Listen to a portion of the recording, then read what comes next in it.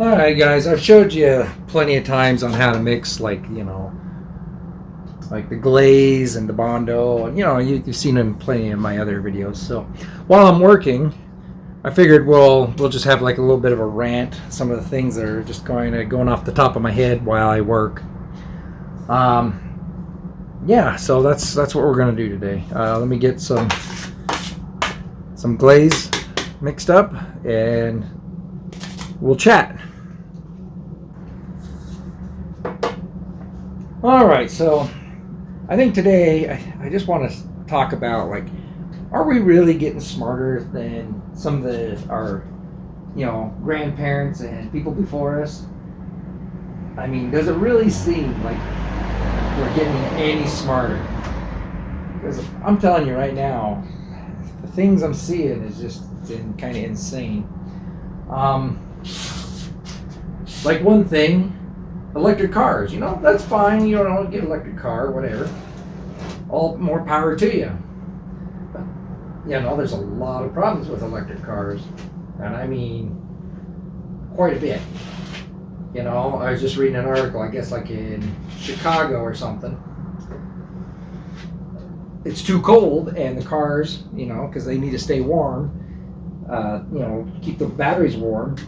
Because if you charge too fast while it's cold, you can get a little explosion. So, the car batteries, they have to use so much electricity just to keep the heat, going for the batteries. So is it practical? Is it really practical for these electric cars? I understand the electric cars, they're awesome, they're cool. Like, man, like with the new Corvette E-Ray, they're going a little different though. They just kick in here and there to make that boost, kind of like what turbos do and stuff.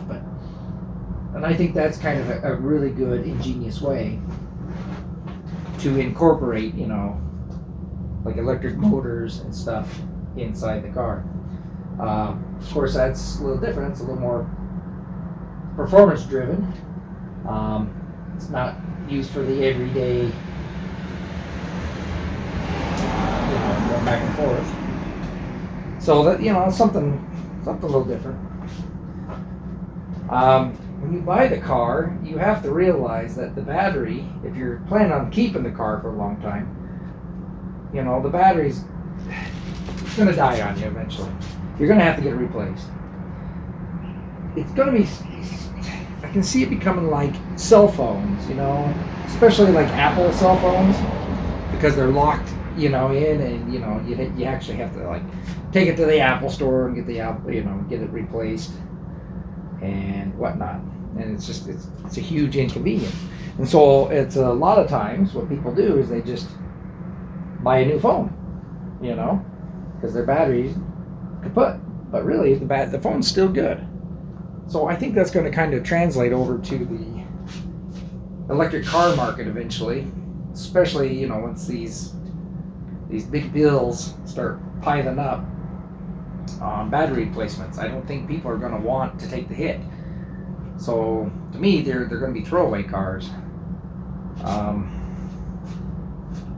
It's kind of with a lot of electric things like that.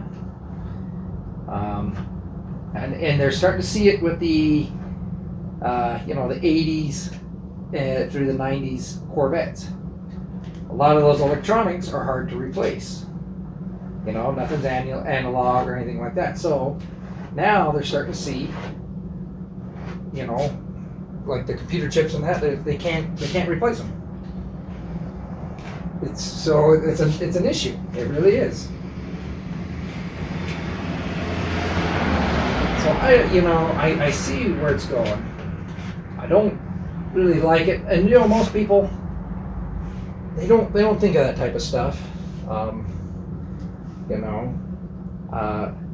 It's just like with, I don't know, I think we're overeducated actually, because now I'm going to go back to the schooling. Does everybody need to go to college? No, a lot of these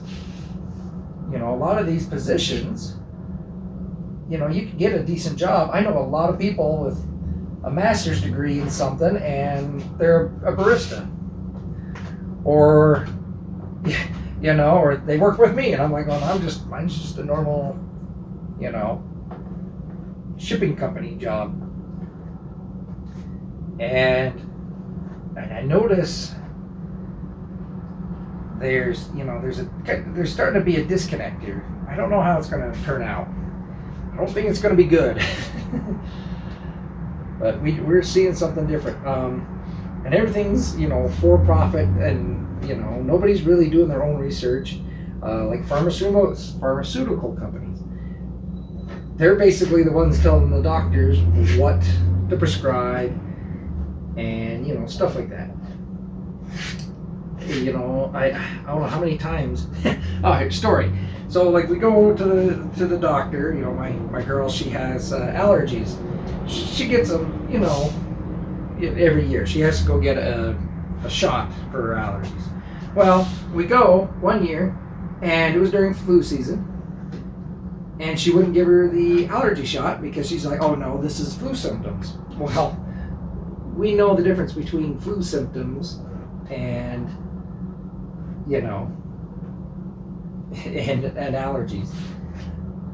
So my point is, though, is like the doctors don't even listen, and, you know, they're just prescribing. I know they get kickbacks for selling so much, you know, of their stuff, but, you know, the pharmaceutical stuff. So it's very saddening. I mean, we're starting to medicate all these kids for, you know, like you know, medication that they probably don't even need to be on, but oh, you know, this will calm them down, or this will make them concentrate. Or when did we start doing that? 50 years ago, it was unheard of to be doing all this stuff. What did we do before? So are we getting smarter? You know, it seems like everybody wants to do it. Like, oh, this is the only way to do it, and that's that. No, they won't. You know, nobody wants to have a discussion or anything. You know, like, because kids, you know, especially kids, when they're being taught, are they really learning? You know, or they're just being taught to memorize stuff?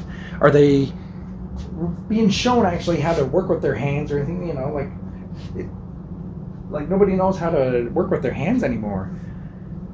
And I really hope that it changes, you know, and it kind of shifts a little bit, because I think everybody thinks they're smarter than what they really are. And how many people do you know that don't even know how to turn a wrench, don't even know how to change their oil?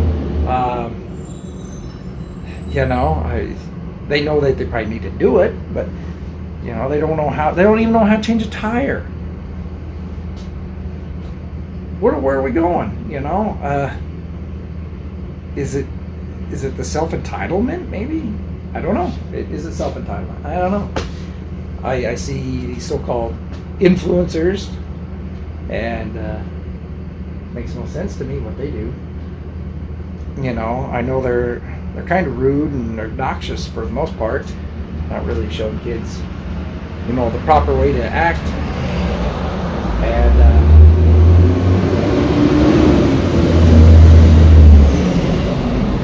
the FedEx go by. You know, one of my coworkers, she says, you know, people aren't stupid. I said, yeah, people aren't stupid. And she's like, they're just lazy. And I think that's kind of true. We've gotten it too easy. If you go back 100 years, how many places had running toilets and stuff? You know, kind of an example. You know, when my mom was growing up, we grew up out on a farm, a little in the countryside. But when she was growing up, she didn't have running water. She had to go out to the well and, you know, pump water and, you know, stuff like that. So no running water. They had to use an outhouse. And that was only like, you know, not even 70 years ago. So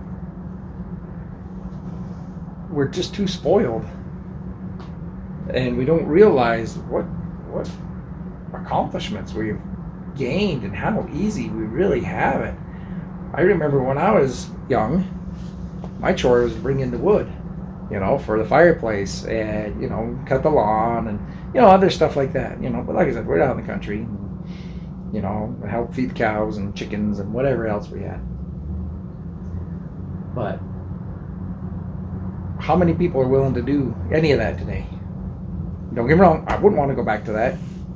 I know damn well my mom wouldn't want to go back to living like the way she did, and even like my grandpa, he was born in 1919. He was born in a log cabin out in the middle of nowhere, so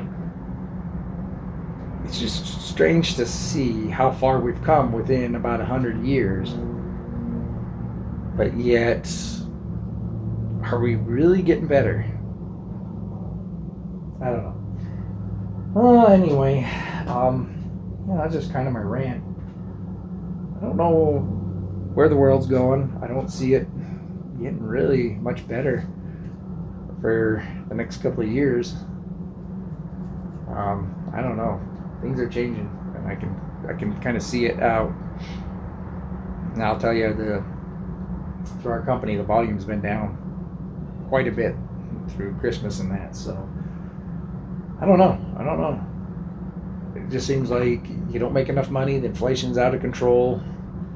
It seems like we're going to war, with everybody and their dog right now. Well, hopefully, what was it, Yemen?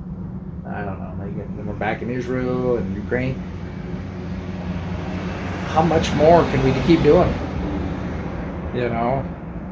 It's like you keep poking a bear with a stick. That bear's going to come and get you eventually. I don't know.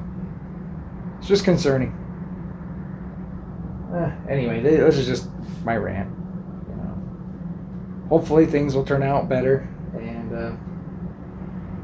let's hope for the best. Anyway, guys, I'm just gonna glaze this down, sand it, and then I'm gonna put on that black sealer primer tonight.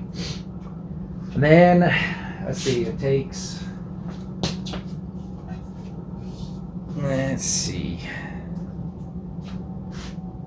Then they suggest it takes recoat after 48 hours. So I'll probably wait like 3 or 4 days before I actually put the black paint down. So yeah, because you don't want it to be, you want this stuff to get nice and hard. And I'm gonna sand this down to 800 anyway. So within 2 days I'll be able to sand it down to 800, and then paint it black on the back side. Alright guys, well, thanks for listening to me. Have a good one. Alright, how we looking here? Looking pretty decent with that black primer on there. Gotta wait a little bit longer, another day or so, and if I want to sand it, I think it's really good. I think what I'm going to do is I'm just going to put paint over it, and just do the black paint, and gloss black, or glass. What is it? Jet black. So I'm not really seeing anything major that's popping out that's gonna drive me insane or anything like that. So it's looking real good. Try to get it as smooth as possible. I still got a little bit of a bump there. Maybe I'll fix that. Yeah, I'll go and fix that, and then that way I can come back and paint it in a day or two. Yeah, I think I'll just fix that little spot there now that I see that. But other than that, this stuff is underneath the metal, so nothing wrong with there. This looks like it's gummed up. It just doesn't have enough primer on it. So When we got just a tiny bit there, maybe I'll sand that down. Yeah, just a few spots, very few spots. So I just think it's just right in there. Everything else looking really good. So I'm happy with the rest. Rest will be fine. Yeah. So I'll wait a little bit, come back, and like I said, sand down that area or those areas, and then we'll paint. Probably paint tomorrow. Or, well, no, not tomorrow. Probably paint this weekend. All right.